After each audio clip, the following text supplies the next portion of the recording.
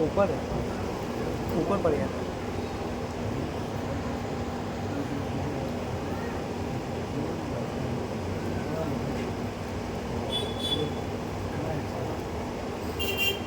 لا حول ولا قوة إلا بالله العلي العظيم. أعوذ بالله من الشيطان اللعين الرجيم. بسم الله الرحمن الرحيم. الحمد لله رب العالمين والعاقبة للمتقين والجنة للموحدين والنار للعاصين وللكافرين.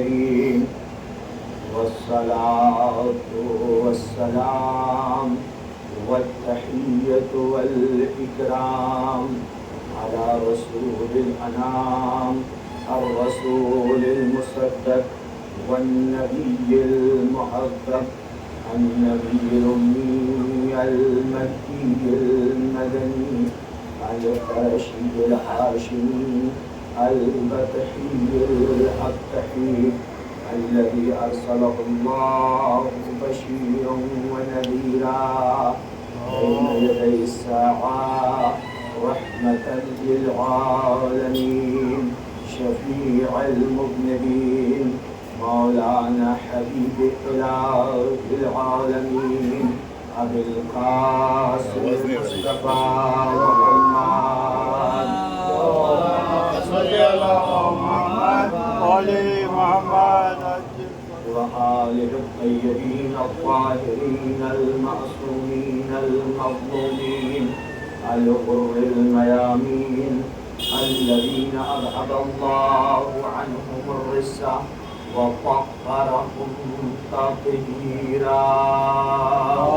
اللهم صل على محمد وآل محمد. لا سيما الإمام المنتظر والحجة الثاني عشر صلوات الله وسلامه عليه. أما بعد فقد قال علي بن الحسين زين العابدين يا عمتي بحمد الله أنت عالمة غير معلمة وفهمة غير مفهمة. صلوات اللهم صل على محمد وآل محمد. امام سجاد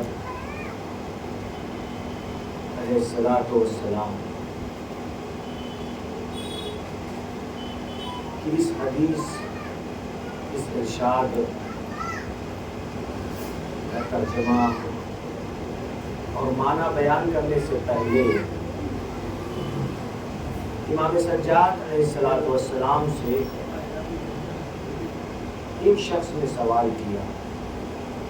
ایک حدیث بیان کر دو پھر اس کے بعد تاکہ اس وقت تک مجمع بھی آ جائے کہ شہزادی زینب کے فضائل انشاءاللہ. امام سجاد علیہ الصلوۃ والسلام سے ایک شخص نے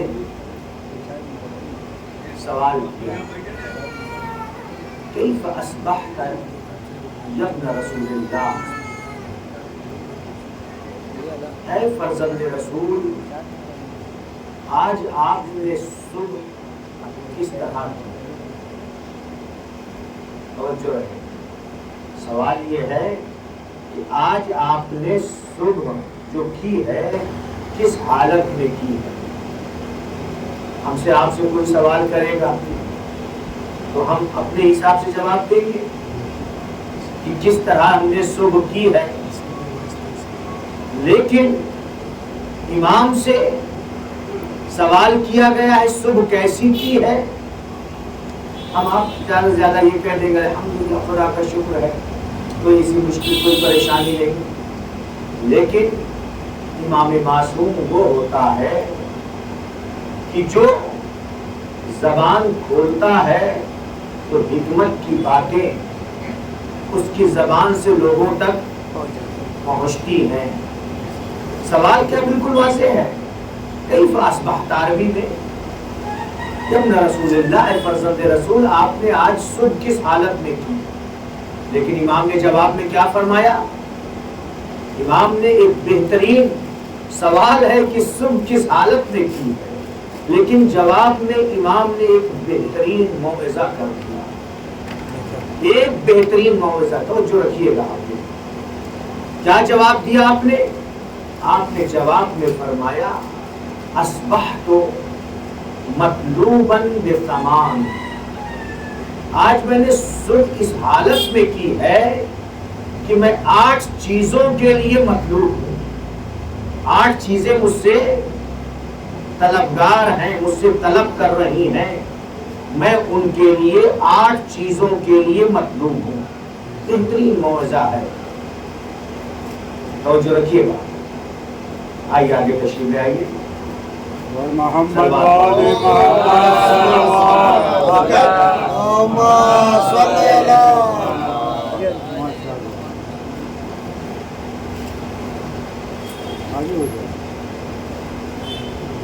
محمد وال محمد باواز بلند سلام.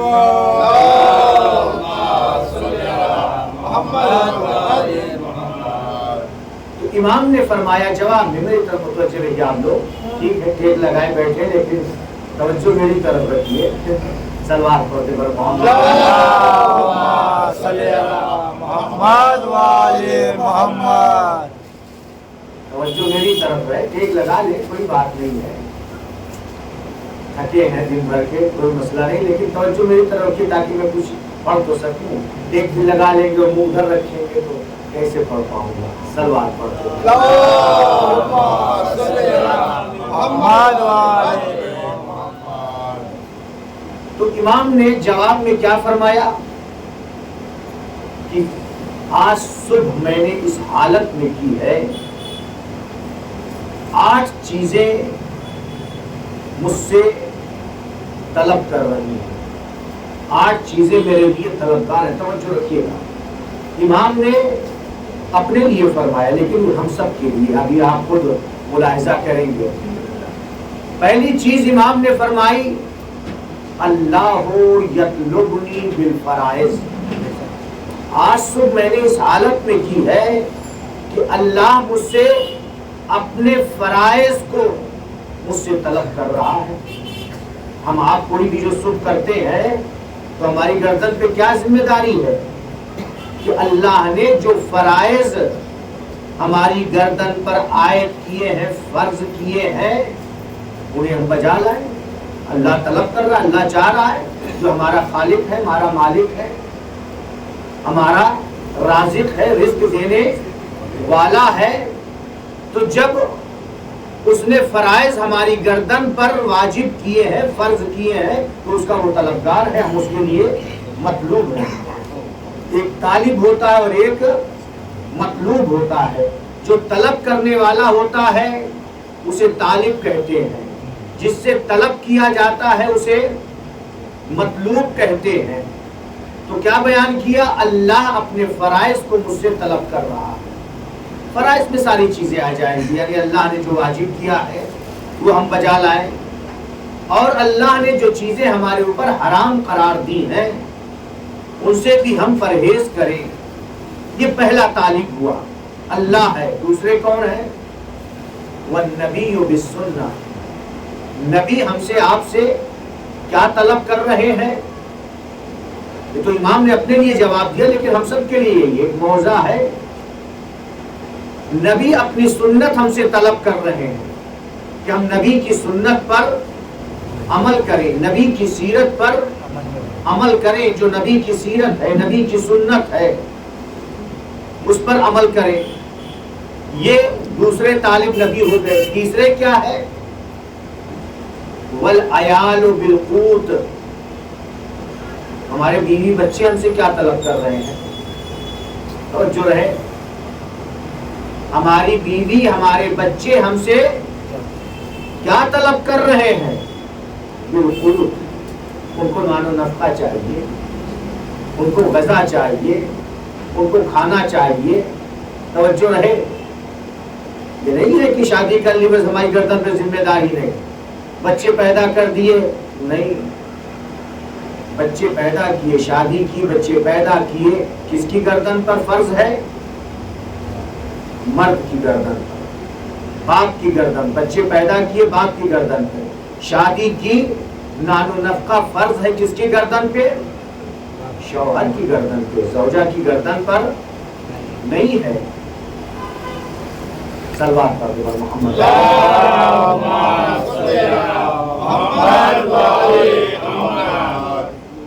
تو والعیال، عیال یعنی بیوی بچے کیا چاہ رہے ہیں ہم سے؟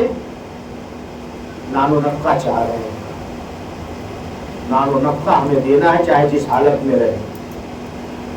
بہت سے لوگ ہمارے مومنین شیعہ 2 مہینے 8 دن شبداری کریں گے، ادھر پروگرام ادھر پروگرام ادھر پروگرام۔ بعض لوگوں نے ہم سے بیان بھی کیا، مولانا صاحب 2 مہینے 8 دن تو میں مصروف اعضا رہتا ہوں۔ امام حسین نے، ہمارے مولا نے یہ نہیں چاہا ہے کہ آپ 2 مہینے 8 دن سب کچھ چھوڑ کر کے صرف مصروف اعضا رہے، نہیں، کام بھی کیجیے اور اس کے ساتھ ساتھ وقت نکال کے مصروف اعضا بھی رہیے۔ امام یہ چاہتے ہیں، نہ یہ کہ بیوی بچوں کو بھوکا رکھ دے، ان کا خرچہ آئے گا کہاں سے؟ اگر آپ 2 مہینے 8 دن، بہت سے ایسے ہیں اور ہر جگہ، ہر شہر میں ملیں گے، ہر گاؤں میں اس طرح کے لوگ ملیں گے۔ امام ہم سے، آپ سے یہ نہیں چاہ رہے ہیں، ہم سے، آپ سے امام یہ چاہ رہے ہیں کہ جب ہم نے شادی کی ہے بیوی کا خرچہ پورا کرے، بچے پیدا کیے چھوٹے ہیں ابھی کما نہیں سکتے، ان کا خرچہ پورا کرے۔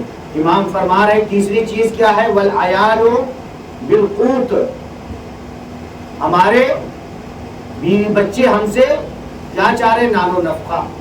یہ تیسری چیز ہو گئی۔ چوتھی چیز کیا ہے؟ چوتھی چیز ہے کہ والنفس بالشہوہ، نفس ہمارا آپ کا چاہتا ہے نا، نفس کی خواہش ہوتی ہے، نفس چاہتا ہے، لیکن کیا کرنا ہے ہمیں؟ نفس کی ہر خواہش کو پورا نہیں کرنا ہے۔ نفس کی تو بہت سی خواہش ہوتی ہے، جہاں جو جائز خواہش ہے اسے پورا کریں، جو جائز خواہش نہیں ہے اس پہ کیا ہے؟ کنٹرول کرے۔ امام رضا علیہ الصلوۃ والسلام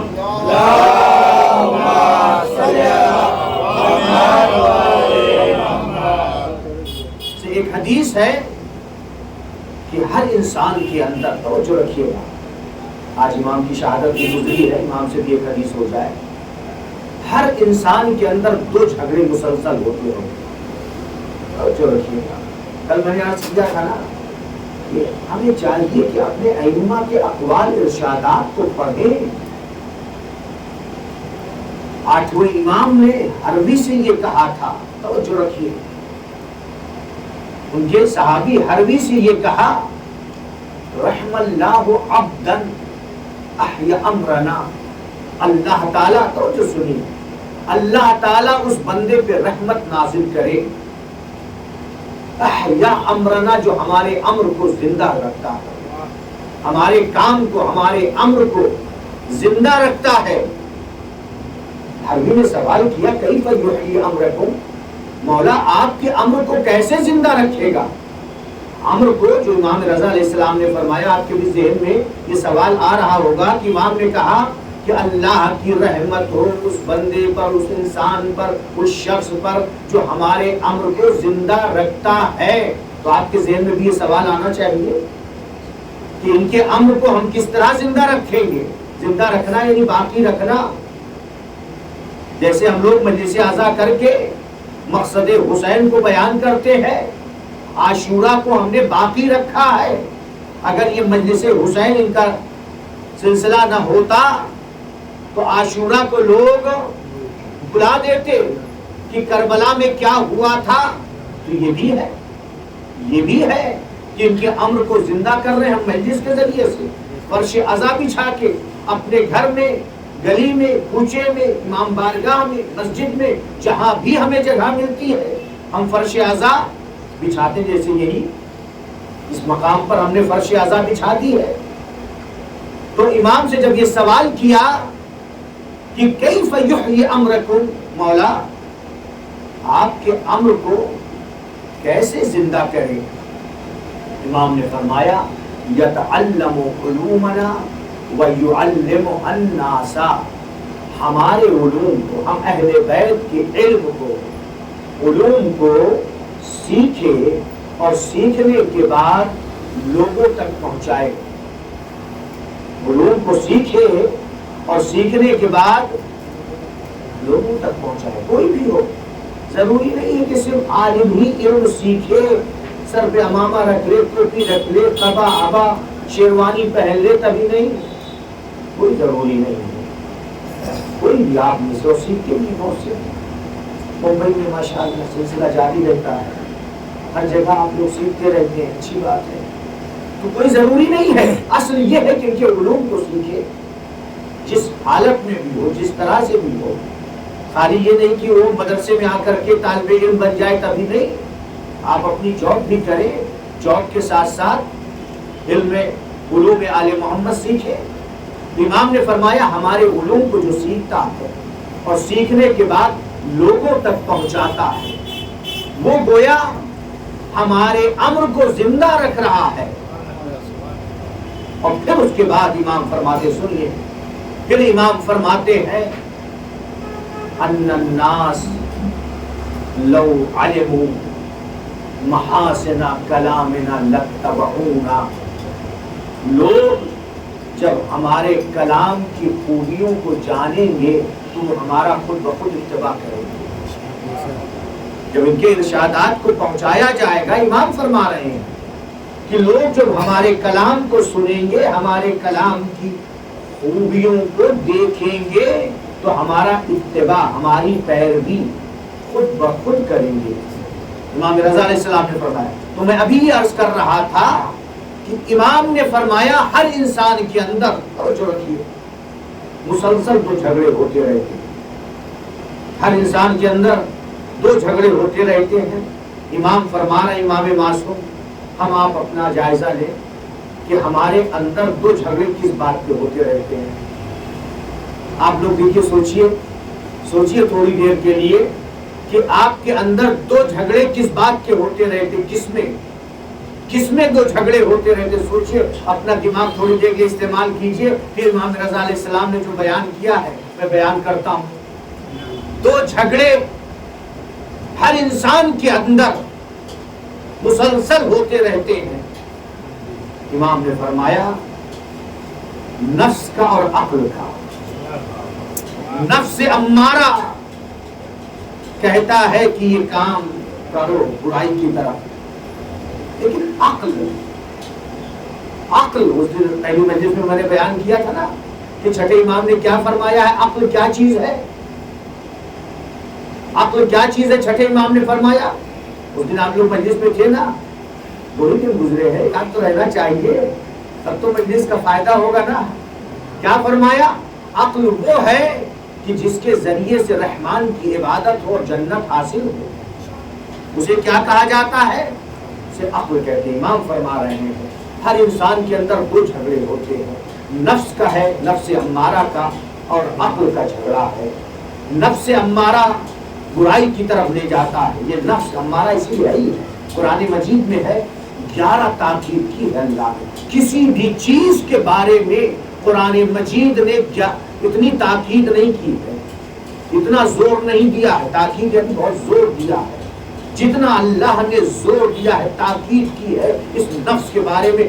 11 تاکید کی چھوٹی سی آیت میں، ان النفس لامارۃ بالسوء، چھوٹی سی آیت ہے نا، ان النفس لامارۃ بالسوء، یہ انسان کا نفس برائیوں کی طرف بہت زیادہ دعوت دیتا ہے، بہت زیادہ لے جانے والا ہے۔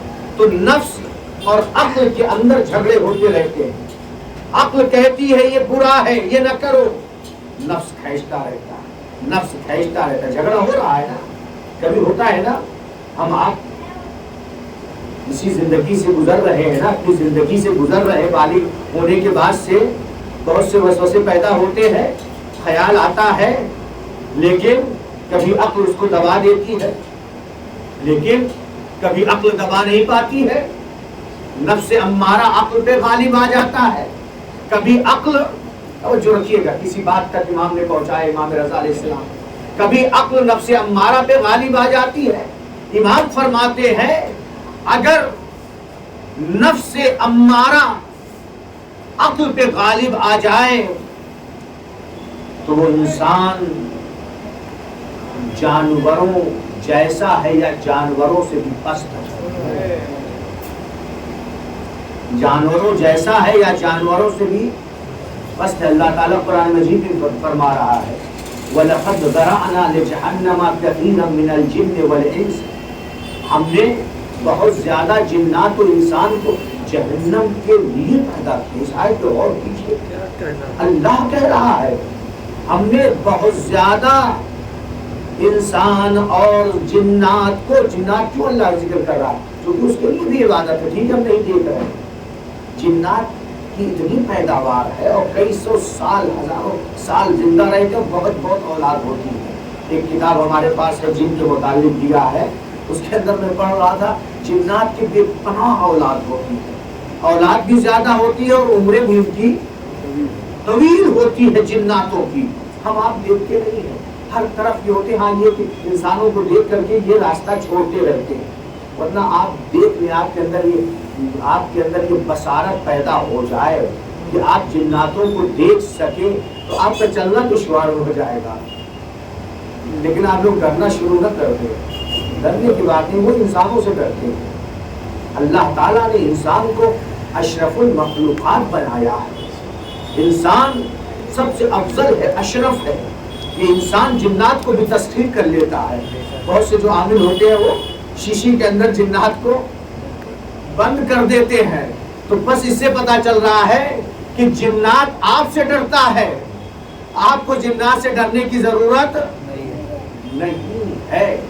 तो अल्लाह ताला ने जिन्नात और इंसान को, आयत में अल्लाह कह रहा वमा खलक़तुल जिन्ना वल इंसा इल्ला लियअबुदून, हमने जिन्नात और इंसान को नहीं पैदा किया मगर ये कि हमारी इबादत करें, इताअत करें। तो अब यहाँ पर क्या है, अल्लाह ताला फरमा रहा है हमने जिन्नात और इंसान में से ज्यादा को जहन्नम के लिए पैदा किया है। तो जो रखे मेरी तरफ, फिर अल्लाह फरमा रहा है लहुम कुलूबुन ला यफ़क़हूना बिहा, हमने दिल दिए हैं इनको, लेकिन इन दिलों से सोचते नहीं, इन दिलों से सोचते नहीं है कि अल्लाह ताला ने जमीन बनाई। अभी रमजान भाई से बात हो गई, रमजानी भाई जिक्र कर रहे थे कि क्या लोग सोचते नहीं है कि अल्लाह ने सूरज बनाया, चांद बनाया, कितने सौ साल कब से, जब से दुनिया खल्क हुई है, और ये अपने मदार में जो उनका बना हुआ है उसमें चल रहे हैं और कोई खराबी, कोई गड़बड़ी नहीं आ रही। जो निज़ाम शमसी है उसको आप लोग पढ़िए, देखिए, और पढ़ा भी होगा कि कितना डिफिकल्ट है मामला। थोड़ा सा भी हिसाब गड़बड़ हो जाए, और होता भी है तो मालूम हुआ चांद गहन लग गया, सूरज गहन लग गया, ये हो गया, वो हो गया। तो क्या लोग सोचते नहीं है?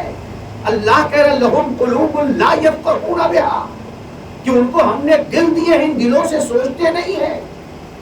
ये सूरज, ये चांद, ये कहकशा, ये सितारे, ये जमीन, ये सारी चीजें, जमातात, नबातात, हैवानात, ये सब अल्लाह ताला ने इंसान के लिए पैदा किए। तवज्जो रहे, ये सारी चीजें अल्लाह ताला ने किसके लिए पैदा की है? इंसानों के लिए। अल्लाह ताला खुद कुरान मजीद में कह रहा है कि जो कुछ भी जमीन व आसमान में है, ऐ इंसान मैंने तेरे लिए मुसख्खर किया है, तेरे लिए पैदा किया है, लेकिन तुझको अपने लिए पैदा किया। कह रहा ना वमा खलक़तुल जिन्न वल इंसा इल्ला लियअबुदून, सारी चीजें अल्लाह ने, सारी चीजें, जमादात में पत्थर वगैरह सारी चीजें आती है, नबातात में पेड़ पौधे, ये सब चीजें हैं, हैवानात में ये हैवान वगैरह, सब किसके लिए है? ये सब किसके लिए है? ये सब انسانوں کے لیے ہیں، اللہ نے انسانوں کے لیے پیدا کیا، تو سوچنا چاہیے۔ اللہ نے دل دیے ہیں تو سوچیں، لیکن سوچتے نہیں، سے پڑے ہوئے پیدا ہوئے، پھر اس کے بعد زندگی گزر رہی ہے، پھر مر جاتے ہیں، دل سے سوچتے ہی نہیں۔ پھر اللہ کہہ رہا ہے وَلَهُمْ أَعْيُنٌ لَا يُبْصِرُونَ بِهَا، ہم نے ان کو آنکھیں دی ہیں انسانوں کو، لیکن ان آنکھوں سے یہ دیکھتے نہیں ہیں۔ دیکھتے تو ہیں، یوں تو دیکھ رہے ہیں، لیکن دیکھنے سے مراد کیا ہے؟ بصیرت کی نگاہ ہونی چاہیے کہ سبق ہو، عبرت ہو زندگی میں۔ پھر اسی طرح سے اللہ کہہ رہا وَلَهُمْ آذَانٌ لَا يَسْمَعُونَ بِهَا، کان ہے لیکن کانوں سے سنتے نہیں ہیں۔ تو ایسے لوگوں کے لیے قرآن کیا کہہ رہا ہے؟ اولئک کالانعام بل ہم اضل، ایسے لوگ جانوروں کی طرح سے ہیں بلکہ جانوروں سے بھی بدتر ہیں۔ ایسے لوگ کالانعام جانوروں کی طرح ہے اور جانوروں سے بھی پست ہے، بدتر ہیں۔ اور پھر اس کے بعد اللہ کہہ رہا ہے اولئک هم الغافلون، یہی لوگ غافل ہیں، خواب غفلت میں پڑے ہوئے ہیں۔ الناس نعام، مولانا جو بلاغہ میں فرماتے ہیں لوگ سوئے ہوئے ہیں، اذا ماتوا انتبہوا، جب مرتے ہیں تب متوجہ ہوتے ہیں کہ ہم نے کیا کیا دنیا میں۔ مرنے سے پہلے ہی قرآن مجید میں ہے وَإِذَا بَلَغَتُ الْحُلْقُومَ وَأَنْتُمْ حِينَئِذٍ تَنظُرُونَ، جب موت تمہارے یہاں تک آ جاتی ہے۔ قرآن کہہ رہا ہے، یہ آیت پڑھی ہوگی آپ نے، کہ جب تمہارے یہاں تک، ہنسلیوں تک، گلے تک موت آ جاتی ہے تب تم متوجہ ہوتے، کیونکہ اس وقت نگاہوں پہ جو ہمارے پردے پڑے ہوئے ہیں یہ پردے ہٹ جاتے ہیں، ساری حقیقت نظر آنے لگتی ہے کہ ہم نے کیا کیا ہے، ہم نے کیا کیا ہے، کہاں سے کمایا ہے، کہاں خرچ کیا ہے، کس کو دھوکہ دیا، کس کو فریب دیا، کس کے ساتھ کیا کیا، اور ہم نے کون سی عبادت کی، کیا چھوڑا، کیا لیا، ساری چیزیں آ جاتی ہیں، یہ حقائق ہیں۔ لہذا مولا فرما رہے ہیں الناس نعام، سوئے ہوئے، کب متوجہ ہوں گے؟ کہ جب وقت گزر چکا ہوگا۔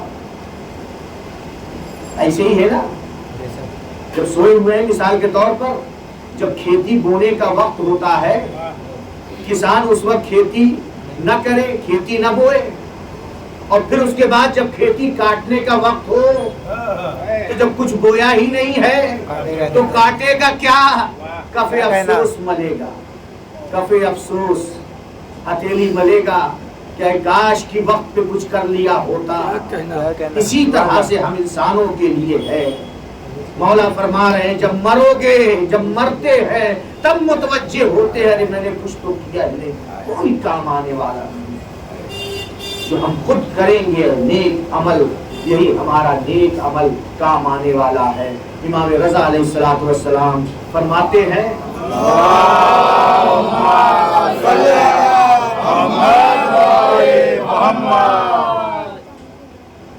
ہم نے سوچا مجمع آ جائے، اس کے لیے شروع کیا، کچھ موعظہ ہو جائے، معلوم ہوا کہ پوری گفتگو موعظہ ہی گزر جا رہی ہے۔ چلیے انشاءاللہ سمیٹ رہا ہوں، پھر آتا ہوں شہزادی کے فضائل میں۔ آگے آ جائیے، آپ آ جائیے، آگے بلند نعرہ صلوات،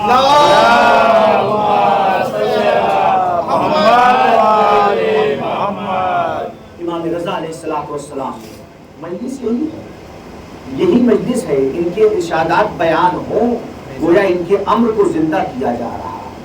کب کس کے دل میں کون سی بات لگ جائے، کون سی بات اثر کر جائے، کچھ نہیں معلوم۔ لہذا امام فرما رہے ہیں کہ یہ نفس اگر عقل پہ غالب آ جائے، یہ نفس امارہ، تو یہ انسان جانوروں جیسا یا جانوروں سے بدتر ہے۔ اور اگر عقل، توجہ رکھیے، اور اگر عقل نفس امارہ پہ غالب آ جائے تو وہ فرشتوں سے افضل ہے، فرشتوں سے افضل ہے۔ امام سے سبب پوچھا کہ مولا کیوں؟ نفس غالب آ جائے تو جانوروں سے پست بدتر ہو گیا، اور عقل اگر غالب آ گئی نفس کے اوپر تو فرشتوں سے افضل ہو گیا۔ اور جو ہے ہم آپ کوشش کر کے فرشتوں سے افضل ہو سکتے ہیں.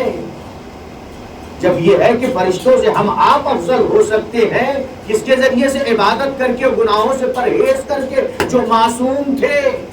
اسی لیے کہتے ہیں ہمارے ائمہ سب سے افضل تھے. مولائے کائنات استاد جبریل تھے اور باقی ائمہ بھی افضل تھے چونکہ ان کے ہاں گناہ کیا تصور گناہ بھی نہیں تھا. صلوات پڑھتے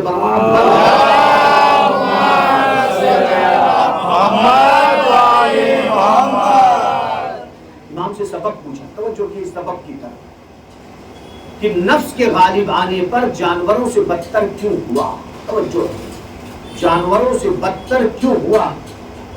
قرآن نے بھی کہہ دیا ہے، امام نے جواب دیا کہ اس لیے جانوروں سے بدتر ہو جائے گا چونکہ اللہ تعالیٰ نے، توجہ رکھیے، اللہ تعالیٰ نے جانوروں کے اندر صرف شہوت رکھی ہے، عقل نہیں رکھی ہے. جانوروں کے اندر اللہ نے صرف شہوت رکھی ہے. شہوت سمجھ رہے نا؟ جو دل چاہے یہ کھایا، یہ کیا، یہ کیا، یہ کیا، اس کے کھیت میں گیا کھا لیا، ادھر گیا کھا لیا. عقل ہے یہ دوسرے کا نہیں کھانا چاہیے. جہاں پہ بھی منہ اٹھائے گا اور جا کر کے شروع ہو جائے گا. جو دل چاہے گا، پیٹ میں محسوس کرے گا بھوک لگی ہے، بس کھانا شروع کر دے گا. یہی تو ہے نا. عقل تو نہیں ہے جانور کے اندر، صرف شہوت ہی شہوت ہے. لہذا وہ اگر اس طرح کے کر رہا ہے کہ کوئی قانون نہیں، جدھر چاہ رہا ہے، جس کو کسی کو سینگ مار دیا، کسی کا کھیت کھا لیا، کسی کا نقصان کر دیا، تو اس کے پاس عقل نہیں، صرف شہوت ہی شہوت ہے. اگر انسان بھی اسی طرح سے ہو جائے کہ کسی قانون کی پابندی نہ کرے، جو پائے کھا لے، جہاں پائے چلا جائے، جس کو پائے مار دے، جانوروں کی طرح جب ہو جائے گا، اور جو رہے جو کام جانور کر رہا ہے، جانور بھی کھاتا ہے، بچے پیدا کرتا ہے، انسان بھی کھائے، بچے پیدا کرے، تو جانوروں جیسا ہوا نا. لیکن پست کیوں ہو گیا؟ جواب دیجیے آپ لوگ. کیونکہ جانوروں کے اندر عقل نہیں ہے. انسان کے اندر اللہ نے عقل بھی رکھا اور ساتھ ساتھ شہوت بھی رکھی ہے. عقل غالب آ جائے تو فرشتوں سے افضل، لیکن اگر شہوت غالب آ گئی تو جانوروں سے پست ہوا. کیوں پست ہوا؟ کیونکہ عقل ہے اس کے اندر. جانور کے اندر صرف شہوت ہے، عقل نام کی کوئی چیز نہیں ہے. لیکن عقل غالب آ جائے تو فرشتوں سے افضل کیوں ہوا؟ اس کا جواب امام نے کیا دیا؟ اس کا جواب امام رضا علیہ السلام نے یہ دیا،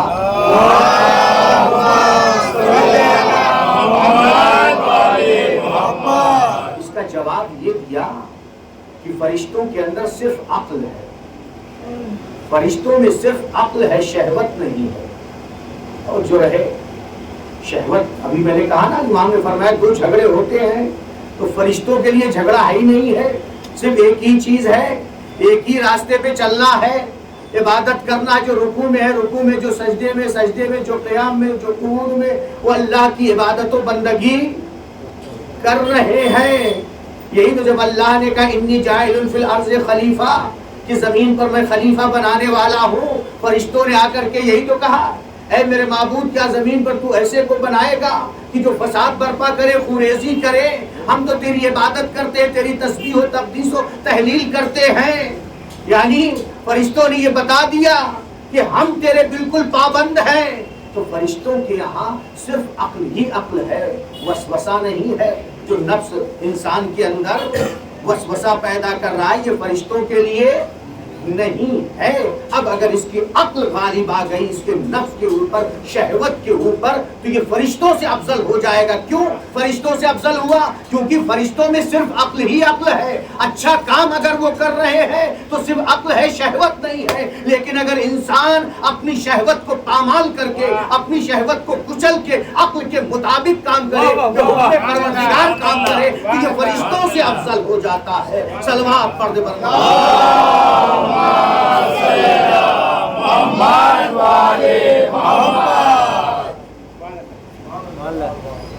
تو میں عرض یہ کر رہا تھا کہ حدیث جلدی سے مکمل کر دوں.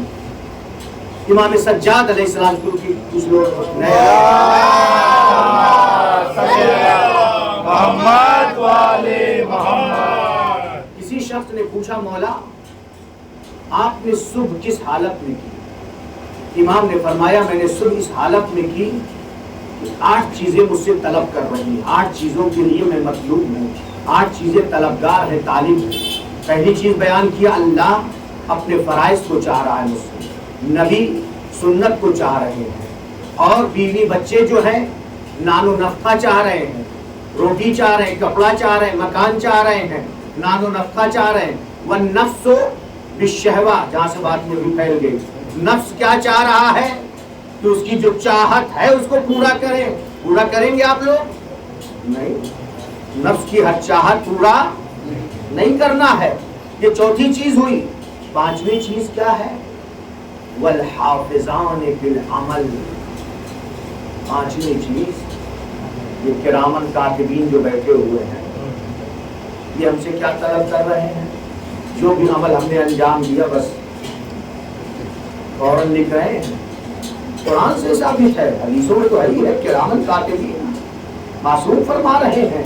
ये दो मौजूद है, कुरान की आयत है, वमा यल्फिज़ु मिन क़ौलिन इल्ला लदैहि रक़ीबुन अतीद। तुम्हारी जबान से कोई लफ्ज नहीं निकलता मगर ये कि उसके लिखने के लिए 2 फरिश्ते, एक का नाम रक़ीब है दाहिनी तरफ, जो अच्छाइयाँ लिखता है उसका नाम रक़ीब है, जो बुराइयाँ लिखता है उसका नाम है अतीद। नाम भी याद कर लीजिए। इतने साल से जब से बालिग हुए हैं तो फरिश्ते साथ साथ चल रहे हैं, इनका नाम तो जाने कि हमारे कंधे पे जो 2 बैठे हुए हैं सलवात पढ़ते हैं।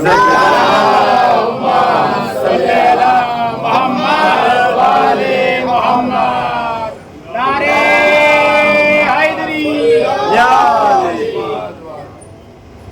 मोहम्मद वाले मोहम्मद सल्लल्लाहु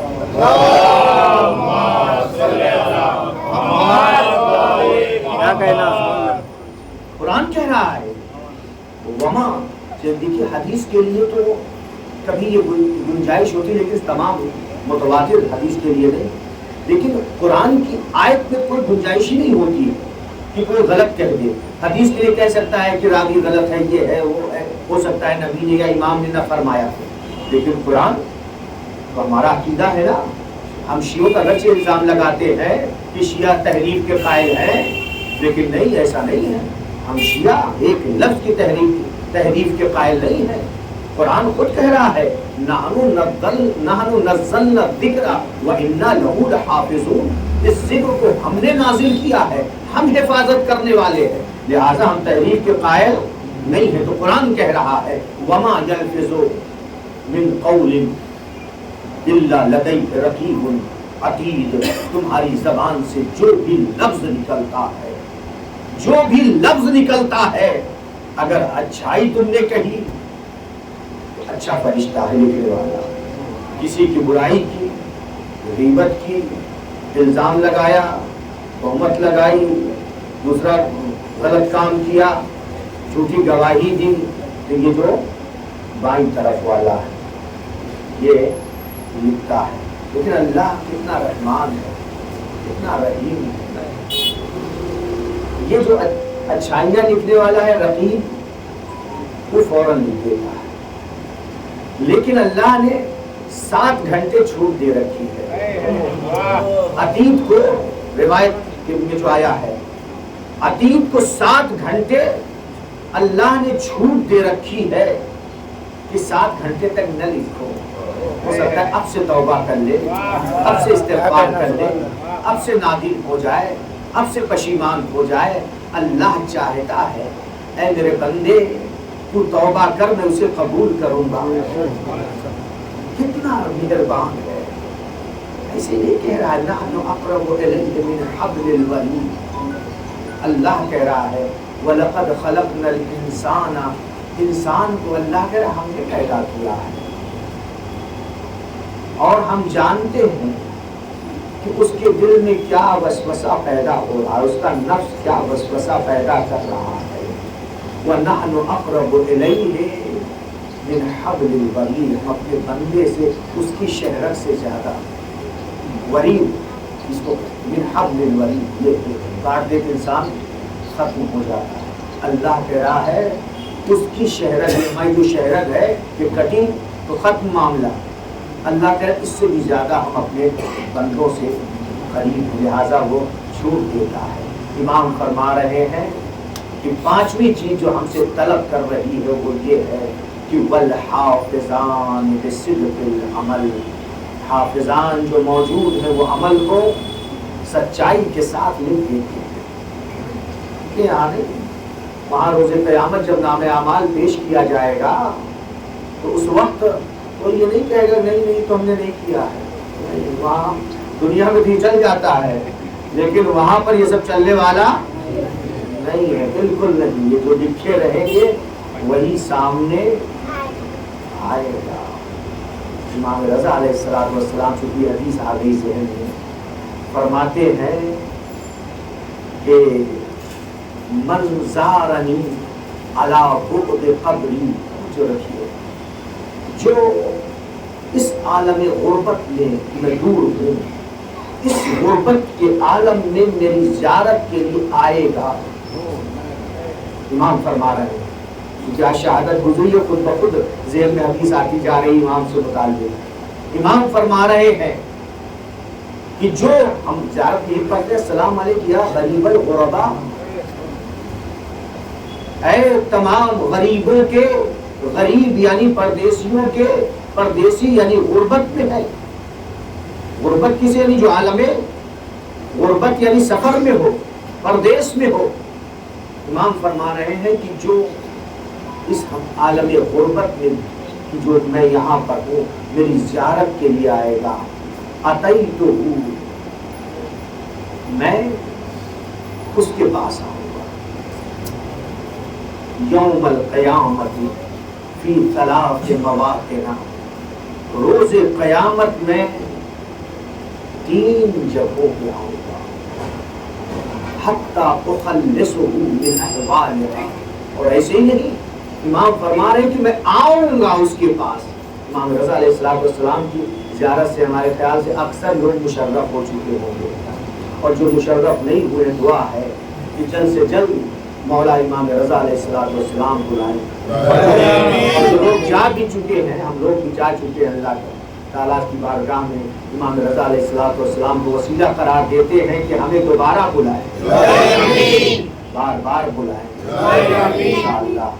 تو امام فرما رہے ہیں کہ جو میری زیارت کرے گا اس عالم غربت میں، میں اس کی زیارت کے لیے آؤں گا، میں اس کے پاس آؤں گا۔ کہاں پر؟ روز قیامت 3 مقامات پر، اور کس لیے آؤں گا؟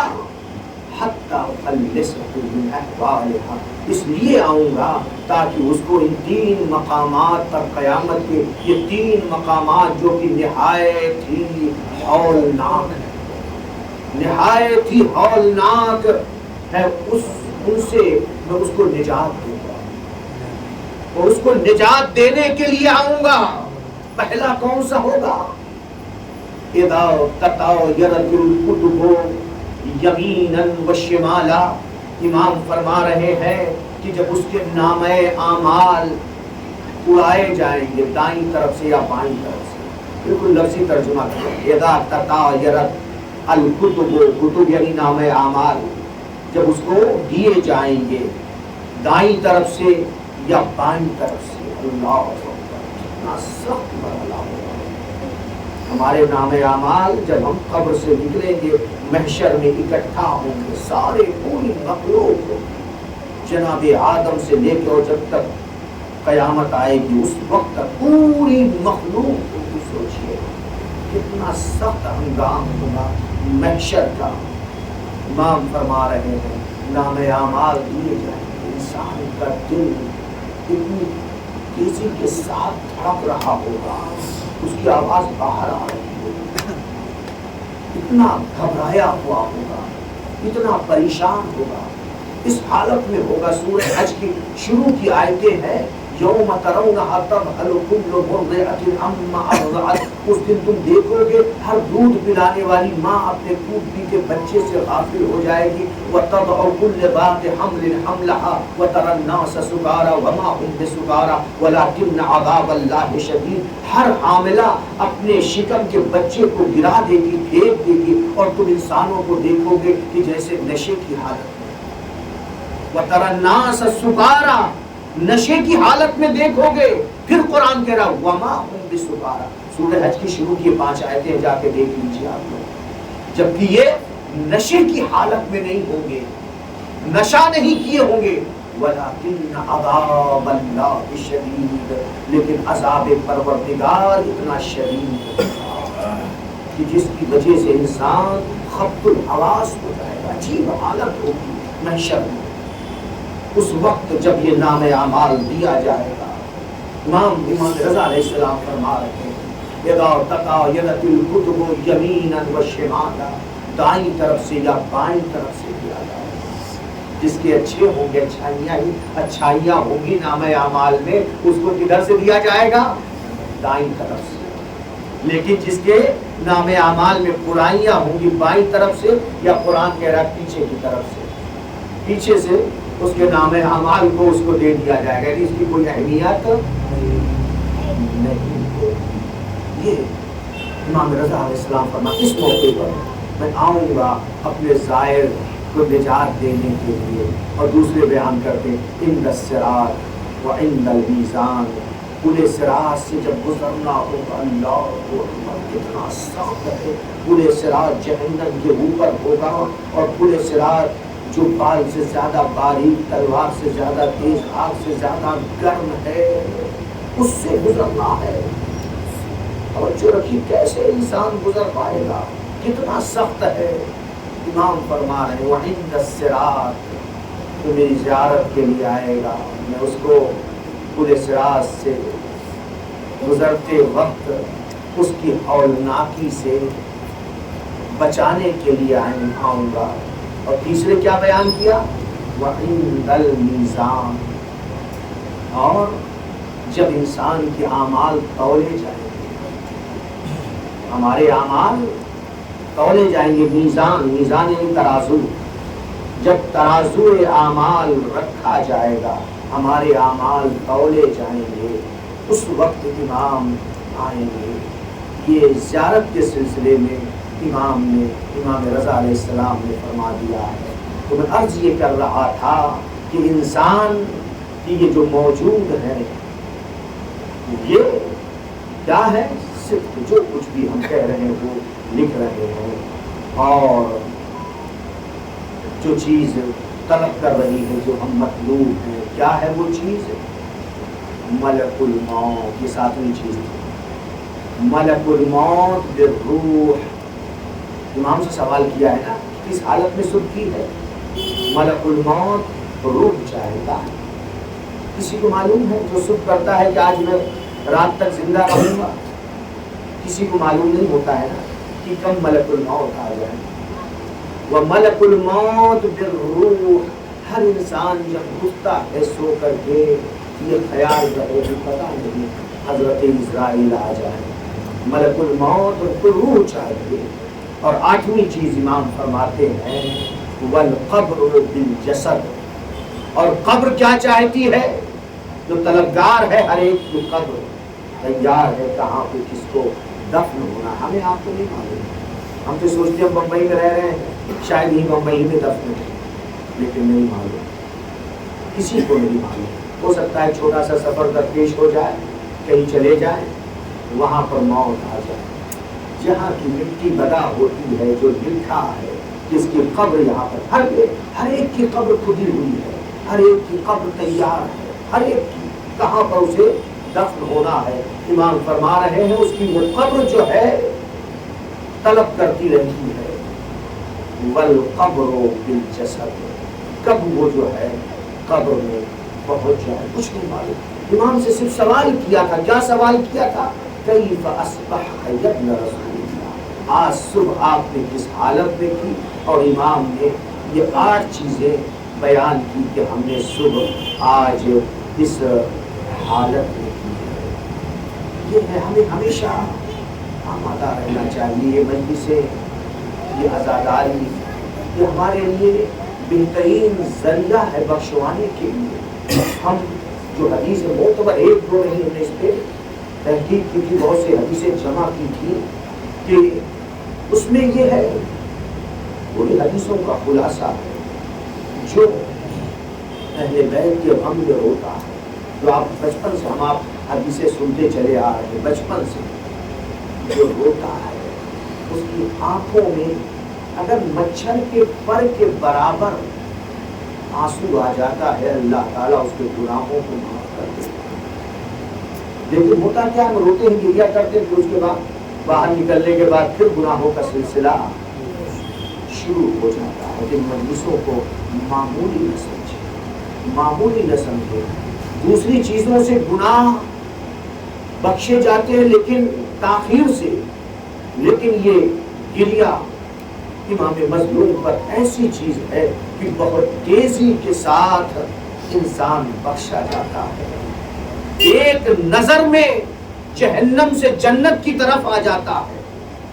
کتنے ہیں اور کدھر تھا، جہنم کی طرف تھا، لیکن ایک ہی چشم زدن میں ارادہ کیا کہ مجھے حسین کی طرف جانا ہے، آ گیا جنت سے جہنم سے جنت کی طرف آ گیا۔ اور اسی طرح سے جو نبی اکرم نے فرمایا ہے، ان الحسین مصباح الہدی و سفینۃ النجات، حسین چراغ ہدایت ہے اور کشتی نجات ہے۔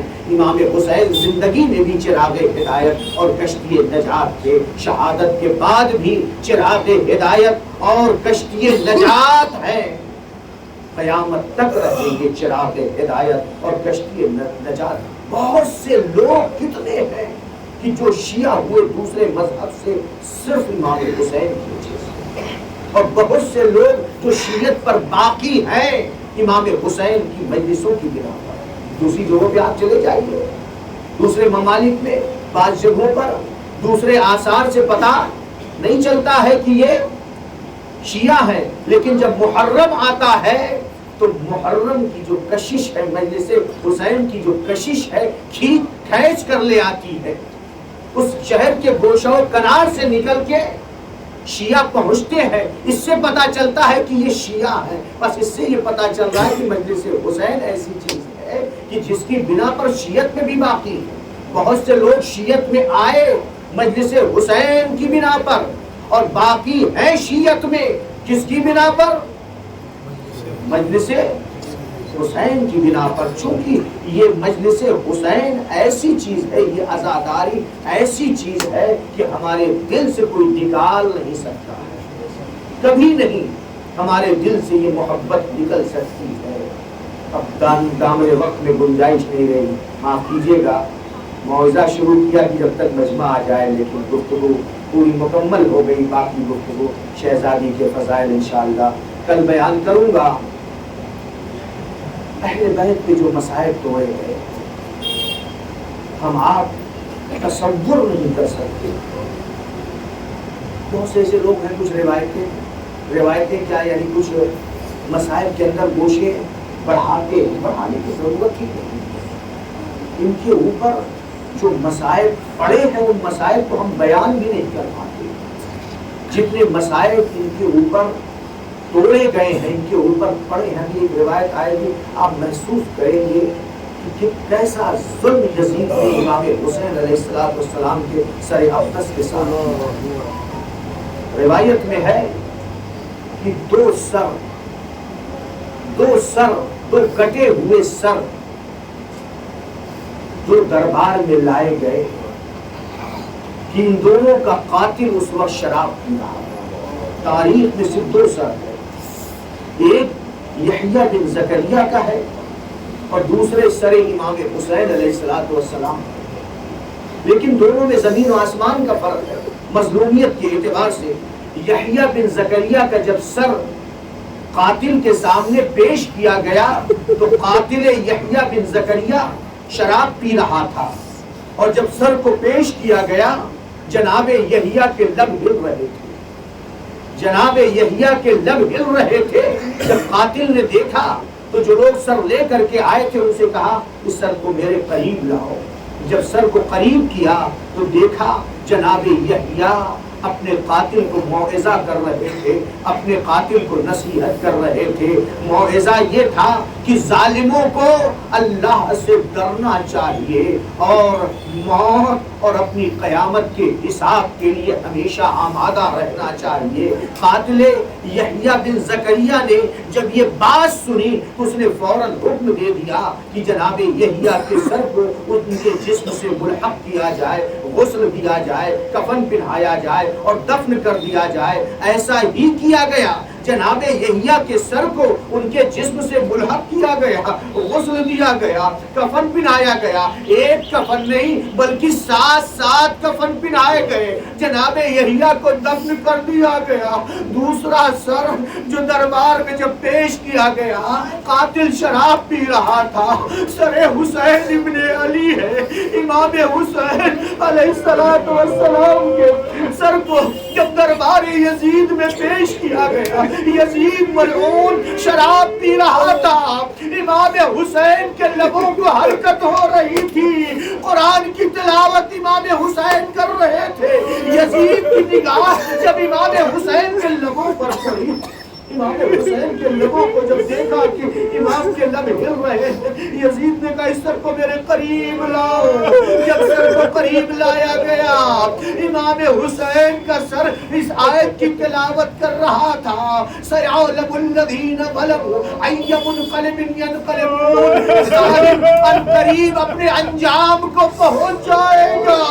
یزید نے جب یہ سنا، یزید ملعون یہ کہتا ہے اے حسین تم قتل ہو جانے کے بعد بھی مجھے دھمکی دے رہے ہو، مجھے ڈرا رہے ہو۔ اس ظالم نے اپنی چھڑی منگائی، خیزران کی چھڑی منگانے کے بعد امام حسین کو اس کے سر کو اپنے سامنے رکھ کر کے اس ظالم نے جو بے ادبی کی سن نہیں سکے۔ مقتل کا جملہ ہے، صاحب عوالم نے یہ روایت لکھی ہے، انہو یضرب بقضیبہ، ظالم یزید اپنی چھڑی سے یضرب بقضیبہ انفہ وعینیہ، امام حسین کی ناک پہ کبھی چھڑی مارتا تھا، اور روایت ہے عینیہ، ایک آنکھ نہیں دونوں آنکھوں میں، کبھی اس آنکھ پہ چھڑی مارتا تھا، کبھی اس آنکھ پہ چھڑی مارتا تھا۔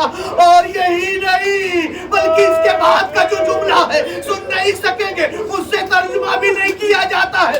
وہ یطعنو جو کہتے ہیں وہ مارنے کو نہیں کہتے ہیں، جیسے نیزے کو گاڑتے ہیں زمین پر، اس کے لیے لفظ یطعنو استعمال ہوتا ہے۔ ناک پہ چھڑی سے مار رہا تھا، یہاں پہ لفظ یضربو آیا ہے، آنکھ پہ دونوں آنکھوں پہ چھڑی سے مار رہا تھا، لفظ یضربو ہے، لیکن منہ کے لیے کیا لفظ آیا؟ وہ یطعنو فی فمہ الشریف، امام حسین کے منہ کے اندر۔ میں نے عرض کیا کہ میں ترجمہ نہیں کر پاتا ہوں کہ کیسے ترجمہ کروں کہ یہ ظالم چھڑی سے جو بے ادبی منہ کے اندر کر رہا تھا، کسی کے اندر طاقت نہیں کس کو صحیح سے ترجمہ کر سکے۔ ہائے سید سجاد اپنے بابا کی یہ کیفیت دیکھ رہے ہیں، کیسے صبر کیا، کیسے صبر کیا۔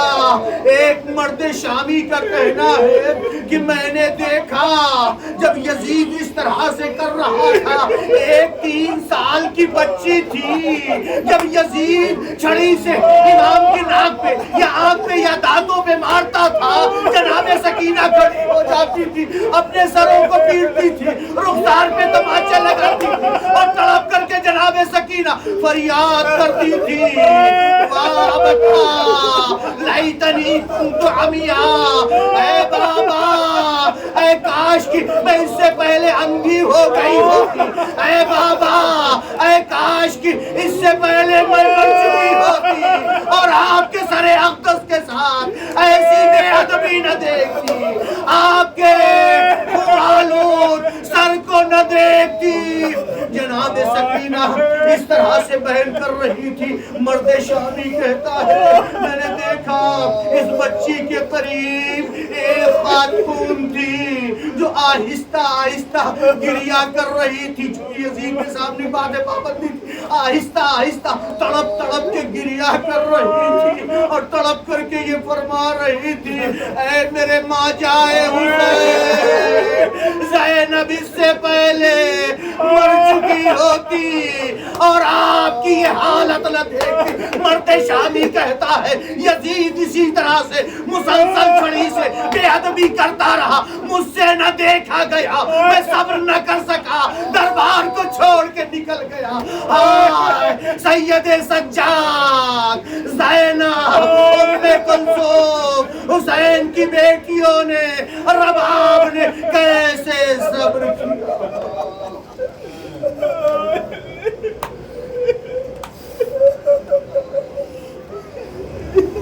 سيعلم الذين ظلموا أي منقلب ينقلبون ألا لعنة الله على القوم الظالمين۔ پروردگار ہمارے اس عمل کو قبول فرما، ہمیں زیادہ سے زیادہ عبادت کرنے کی توفیق عطا فرما، ہمارے تمام گناہان صغیرہ و کبیرہ کو معاف فرما۔ اے میرے معبود، ہم اس وقت تک نہ اٹھانا جب تک کہ محمد و آل محمد ہم سے راضی و خوشنود نہ ہو جائے۔ اے میرے معبود، جتنی زندگی ہماری باقی رہ گئی ہے، اے میرے معبود تو ہمیں توفیق دے کہ جو بھی ہماری گردن پہ تو نے واجب کیا ہے انہیں بچا لائیں، جن چیزوں کو حرام کی قرار دیا ہے میرے معبود ان سے بچتے رہیں۔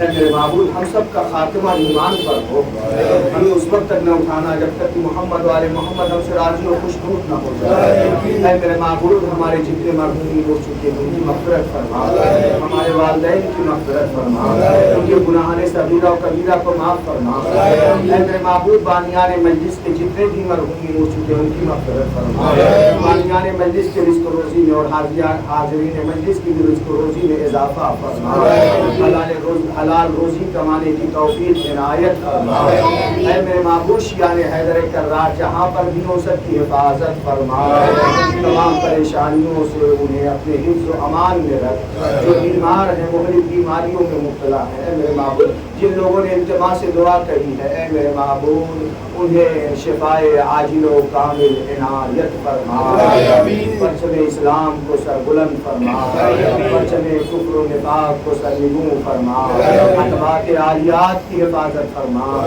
جو زائرین زیارت کے لیے گئے ہوئے ہیں میرے معبود ان کو اپنے حفظ و امان میں رکھ، پورے حسین حضرت حجت کے ظہور میں تعجیل فرما، ماتم حسین